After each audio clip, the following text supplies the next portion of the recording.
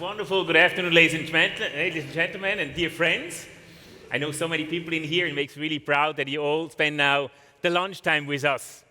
But I promise it will be a really exciting session, because we do not just speak about data. We speak about feelings. We speak about emotions. And for the first time, we address a topic, which I think is one of the most important topics, is talking about the patients. And also us as a dentist. The ones which know me very well, here some of my closest friends, I think we have one of the best jobs in the world. And therefore, I'm really thrilled with you guys to speak about the really most important part in dentistry, to speak about the patient, to speak about human beings. Because I don't treat teeth, I also don't treat missing teeth. I treat human beings. And with every of this human being, this is associated with a story. And as I told you, we're going to share now emotions and feelings together, and I brought these 7 patients with me, which have influenced me over the last couple of years. So I would like to take you with me on a journey, on an evolution from 2000 to 2025, from literally my first anterior implant in 2000 now to today's modern implant dentistry. And with that, I'm going to share not just the emotions of the patient, but also mine. So when I look back at this time period, for me, one of the highlights in my professional career was in 2004, when that was the first time where I was able to speak on an international congress. It was the International Osteology Symposium in Lucerne in 2004. There I was a passionate lecturer. Then over the years, in 2015, this is in the EuroPerio in London, I was a very passionate lecturer. And today, I would consider myself as an extremely passionate lecturer and being aware of what a wonderful profession we have. And I'm happy now to share some of this passion with you and some of my love for dentistry with you during these 20 minutes. Now, regarding the evolution, which is related to what alveolar ridge preservation has taught me regarding the way I have benefited from alveolar ridge preservation. Again, this started in 2000. I made actually my first really aesthetic implant as a postgraduate student. And in 2004, I did my first publication on alveolar ridge preservation. At that time point, this word was not even created. We called it post-extraction soft tissue management because literally I didn't know what I do. But it has substantially influenced my career, and this is what I would like now to share with you with these 7 patients. Starting with this patient.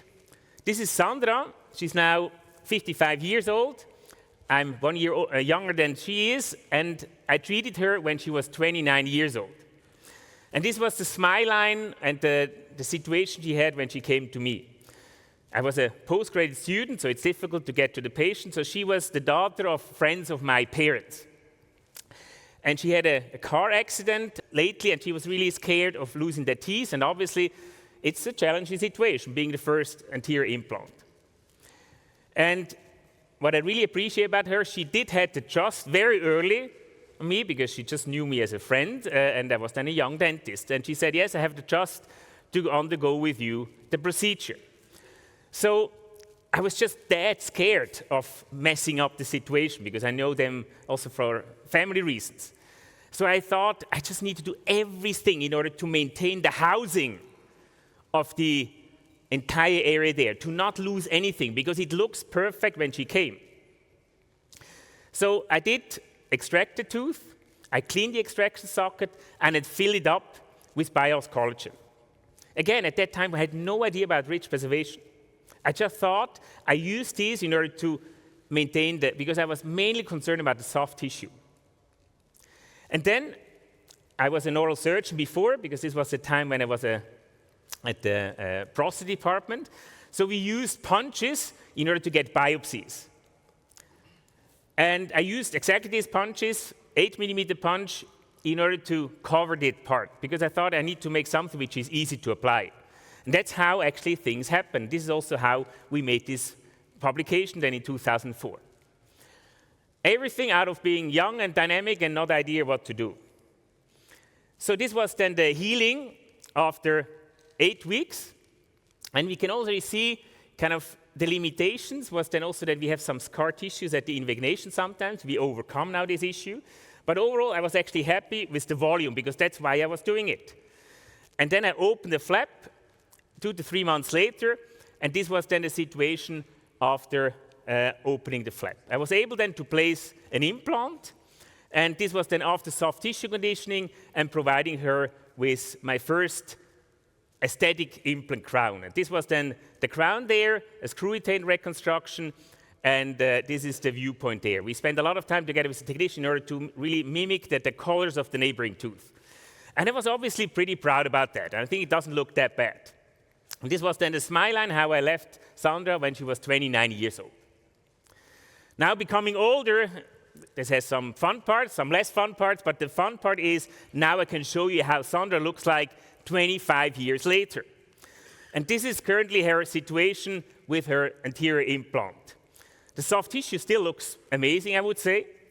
We see a little bit of the facial growth, so the right center incisor has elongated a little bit. She had a little bit of a chipping at the mesial part of her crown, but otherwise it looks actually really perfect. Also, the X-ray 25 years later looks absolutely perfect. So this has influenced me heavily. When I ask now Sandra, what is the benefit for you as a patient 25 years later? She said, Ronnie, thank you so much, because I was really scared. I had to trust in you, but you gave me safety, self-confidence, and quality of life. And that's what I love about our job, because we don't replace teeth. We can change people's life. And this is a wonderful example of that. Now, when I look at the evolution, I would say from 2004 and 2015, this was a time period heavily influenced by Jan Linde and Mauricio Araujo, trying to understand what's biologically happened after tooth extraction. And then, from 2015 to 2025, we started to develop and became more precise about the clinical concept. And I'm happy to give you a little bit an understanding of the biology, but primarily focus, again, on the feelings and on the clinical concept.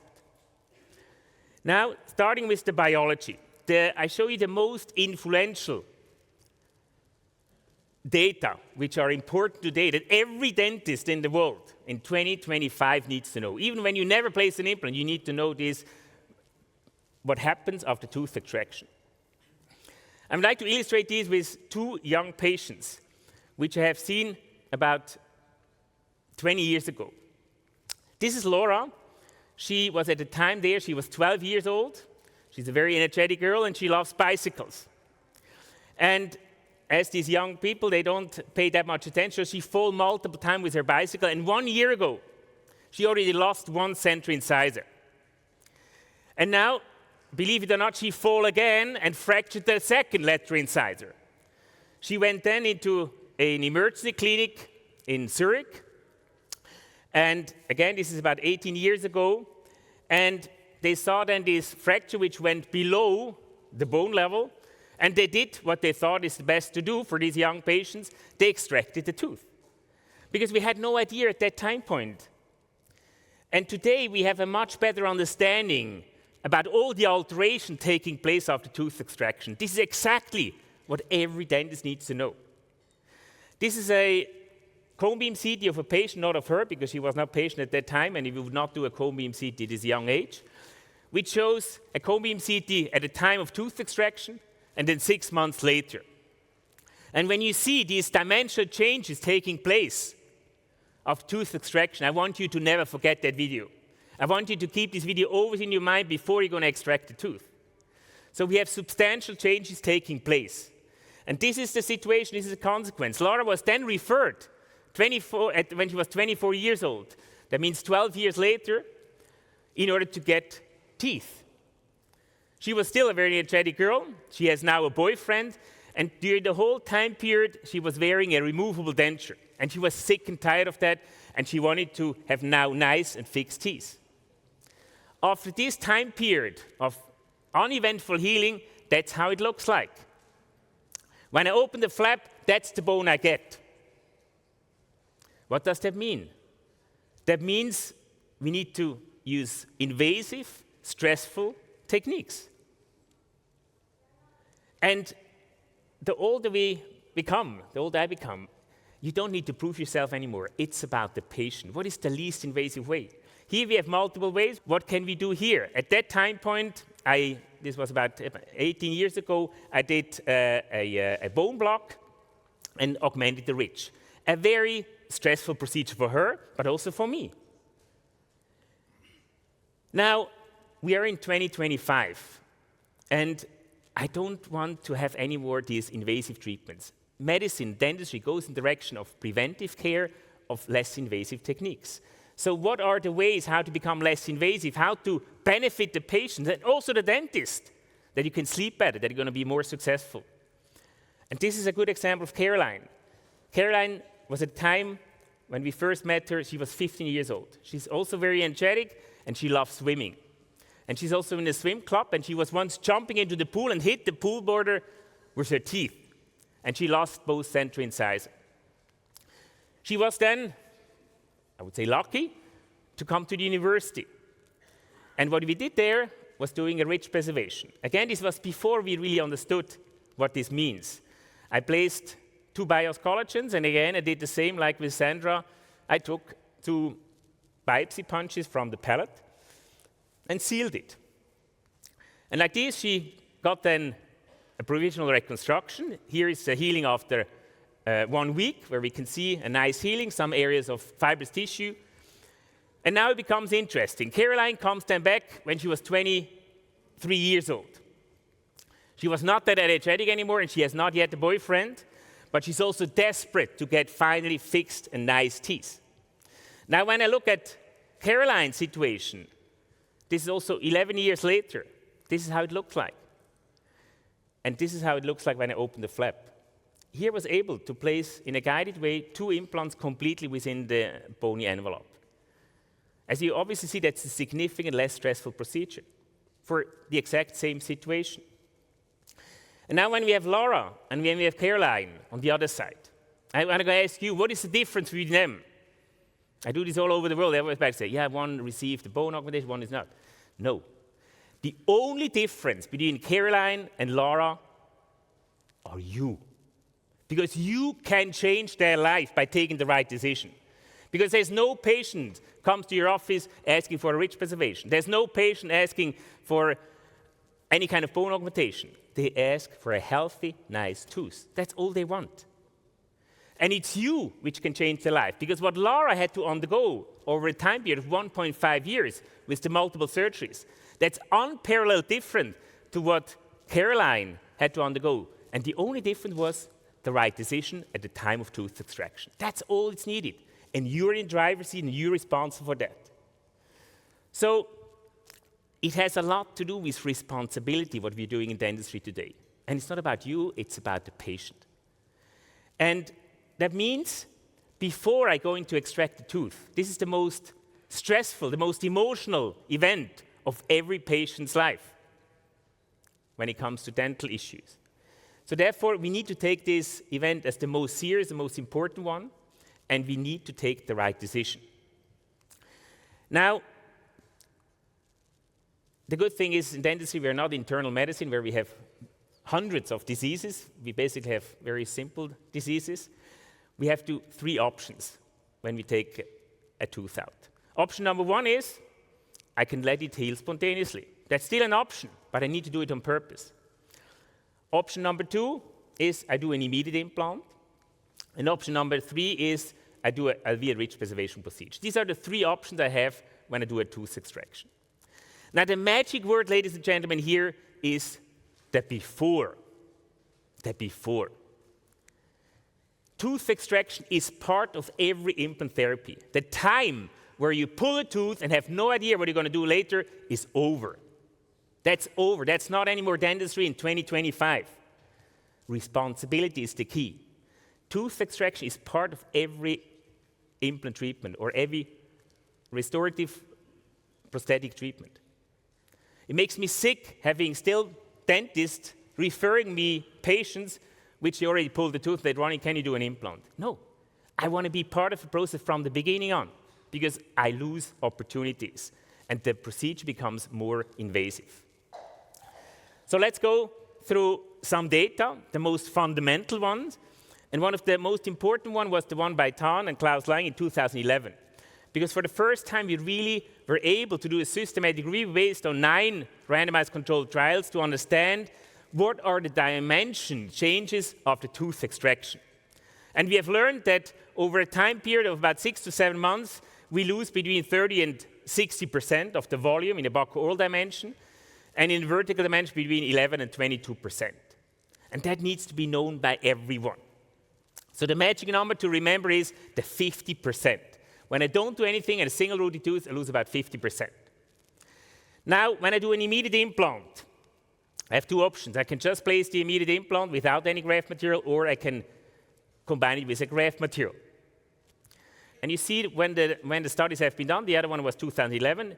Stephen Chen from Australia, he was very early, he was 2007. He did a RCT looking at 30 patients, immediate implant patients. It was a very smart study with 10 patients which received BIOS for a grafting procedure inside the bony envelope, 10 BIOS and BioGuide, and 10 patients served as a control. What he could find out that when it comes to the defect resolution, there was not a statistically significant difference with them. So that means they all heal. But when it comes to the horizontal resorption, when I don't do anything, I end up with 48.3%. And now you start to understand biology, because that's exactly 50% also when we would not place an implant. So the painful experience we had to do in 2007, because we all believed at that time that placing an immediate implant, giving function back after tooth extraction, we can maintain the alveolar dimension. That was wrong. So that means extracting a tooth, placing an immediate implant is biologically spoken exactly the same thing. So the same biological processes take place. When I add a graft material, then I can reduce it to 20% of loss. Not 100%, but I could reduce it to 20%. Now what about alveolar ridge preservation in a flapless way? That means we're using substitute materials or combined with autogenous graft in order to prevent the dimensions. What have we learned here? In 2011, we had this important systematic review in terms of dimensional changes. From there on, every clinic started to investigate in that. And we were the first in 2013 where we were able to compare different alveolar ridge preservation procedures to each other. There were 4 treatment modalities. One was left for spontaneous healing as the control. One was using BIOS, collagen, and the punch graft, which was for me the one which I was using since 2000. Then we had the BIOS collagen together with a collagen matrix, which later on became the Mucuref seal. And then there was a TCP material which was used. Now, what we have learned in a horizontal dimension, when we put our line of 50%, that's what we have seen worldwide happens. Again, with the spontaneous healing, we were 47%, so we were in line with what we have seen there. 2 big surprises. Number one is the TCP.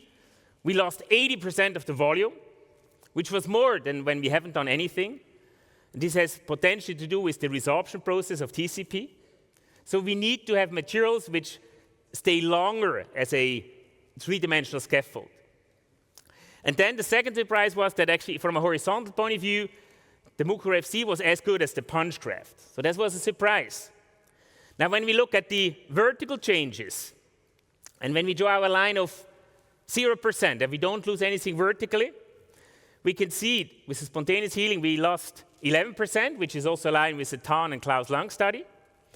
The TCP material lost 23%. And here we see a difference between autogenous graft and the Mucuref seal. Because with autogenous graft, we can increase the thickness of the soft tissue, which we cannot do with the Mucuref seal. And that has an impact then on our indications. Now, we have learned from this study that applying BIOS collagen into extraction socket, either with a punch graft or a Mucuref seal, we can maintain about 80–85% of the volume. However, there is no technique in the world which can maintain 100% when we graft inside the extraction socket. So coming to that point, with the LVH preservation procedure, we are very successful. We can maintain about 80–85%, but we cannot maintain 100%. That means in very critical situations, we need to have additional support on the buccal side when it's very aesthetic cases. And the last part would be when we really need to improve the soft tissues. That's what we call the soft tissue preservation. We won't talk about that part. Now, after understanding the biology, we go into clinics. And now we want to talk about clinics. I want to provide you with what to use in which situation.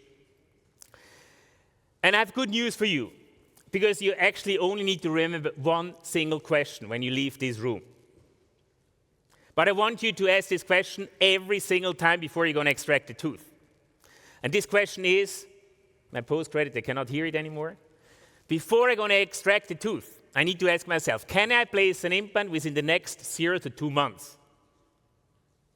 Can I place an implant, or do I want to place an implant within the next 0 to 2 months? When I can say, yes, I can, patient is old enough, we have everything also predominantly under control, I have sufficient volume, I don't need an LVH preservation. I can go for an immediate implant or a delayed implant. But in any case, I have to say, no, I cannot provide the patient with an implant within the next 0 to 2 months, because the patient is too young. We still need to do some other treatments. He has no money, whatever. Then we cannot close our eyes and we need to do an LVH preservation procedure. And that means we do this for any treatments, also for situations where I'm going to go for a pontic, where I maybe never want to do an implant. I'm going to do an LVH preservation procedure because I want to maintain the alveolar dimensions. And when I can place an implant, then I make the decision, we won't talk about that, about immediate or delayed implant with GBR procedure. So these are the options from a clinical point of view. Now let's focus now on these 4 last patients. I'm starting with my most favorite patient. You guys know him very well. This is Nicholas, and he came to me when he was a medical student. His father is a dentist, his mother is a doctor, and he's the only child. And he's the most loved one, obviously. And he came in order to extract the central incisor. And mom and dad always came together. And you know, moms and boys, this is a special relationship. I have 4 kids, 2 girls and 2 boys, and the 2 girls love me and the 2 boys love mom. We said, the father was really realistic, listen, we have 2 fistulas, we have a pocket of 12 millimeters, we need to extract the tooth. And mom said, no. Listen, that's my only son. That's my only right incisor, we don't extract the tooth. So I agreed that we do a small volume CBCT, and this was the situation. And we can see a massive defect here, periradicular. After that, also mom agreed, I think we need to extract the tooth. I did extract the tooth, and mom was released. We did not make a mistake. He had a fracture there. Now, what is the famous question I need to ask myself before I'm going to extract the tooth? Can I place an implant within the next 0 to 2 months? Or do I want to place an implant in the next 0 to 2 months? He was just before the exams at the medical study. He said, I have no interest to do any implant now.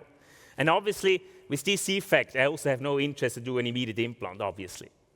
So I did there what I do with you here. I do an LV-rich preservation procedure. I have 3 options. Either I use the BIOS collagen together with the mucoref seal, or the punch graft, the autogenous graft, or the connective tissue graft. Now we'll have learned that depending on whether we need to increase the thickness, we need to make a decision. And here we have a slight deficiency, so we'd like to increase the thickness. And that's what we're going to do with the punch. So I extracted tooth, I cleaned everything thoroughly. I was very gentle toward the lateral incisor in order not to make it non-vital. Placed the punch graft, and 7 months later he came back. We had a little bit of an improve. But orally, again, we cannot maintain 100%, maybe 80–85%, that's what we see here. But when I open the flap, this is what I have seen. And we all know when we have a defect like this, when I would just have extracted tooth, I would have a ridge which is maybe 2 millimeters thin. I would undergo invasive, stressful procedures. And here, I could just place the implant. I had a little bit of adhesion on the buccal aspect, and I wanted to compensate for the last 15%. I did this by using L-shaped technique, closed the flap, and then after that healing period of 4 months, I did an open connection, placed a temporary reconstruction, started to condition the tissue. And this is just within one single intervention. This is the final crown of the situation I provide. Now, this is a very stressful procedure because there's a lot of emotions in there. But we were able to do, by making the right decision at the time of tooth extraction, the case more successful, less stressful. This is 10 years post-operative. And now, what is the benefit of the patient? What is the benefit of our alveolar preservation procedure? And why do I believe that's the best job in the world? Because this is the situation now 15 years later. And it's the right center incisor. We still have nice soft tissue. We also see a little bit of an elongation of the left center incisor. And why has long-term success with friendship to do? When I met Nicholas for the first time, he was a medical student. Through the procedure, he got infected by the dental virus and switched from medical school to dental school and studied dentistry at the University of Zurich. So he became a dental student. He graduated from University of Zurich and was then for 6 years in private practice, came back as a postgraduate into my clinic. Here I am assisting him. And now since February 1st, he's now a faculty member of our team, and we are lecturing together. And this is what I love about that profession.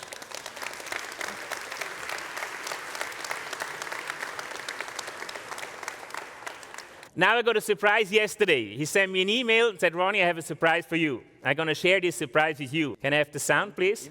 I'm still really happy with my frontal implant, even 15 years after the surgery done by Professor Jung. But Nicholas, how do you see it as a dentist? I know now how much it takes to get a long-lasting and aesthetic outcome. Alveolar ridge preservation can be a valuable tool to make life easier and to help getting great results. So, this is Nicholas yesterday, and I didn't know what he's doing, but I think he's the best example combining patients and dentist benefit. I know I'm over time. I can even close or I can continue. We need to close. Okay, I'm going to go to the conclusion. Sorry, you missed that, but doesn't matter. We have multiple times. So most important, ladies and gentlemen, what do you take home when you look at all these patients is the fact that treat the patients the way you want to be treated. That's the most important part. And I will give you 4 take-home messages. Number 1, the decision-making process, ladies and gentlemen, starts before you're going to extract the tooth. That's very important. Don't pull a tooth before you know exactly what is your treatment plan. Number 2, ridge preservation reduces horizontal and vertical resorption. This has been multiple times proven by multiple studies and systematic reviews. Number 3, we have now today the evidence that we can reduce the need for sinus salvation procedures by doing alveolar ridge preservation procedures in the posterior mandible and the posterior maxilla. And number 3, with the alveolar ridge preservation, we can reduce the invasiveness, we can reduce stress, and we improve patient and dentist benefit, and we can become more successful. And the clinical decision-making process divides into the first most important question: can I place an implant in the next 32 months? When I can say, no, I need to do a ridge preservation with all the options thereafter.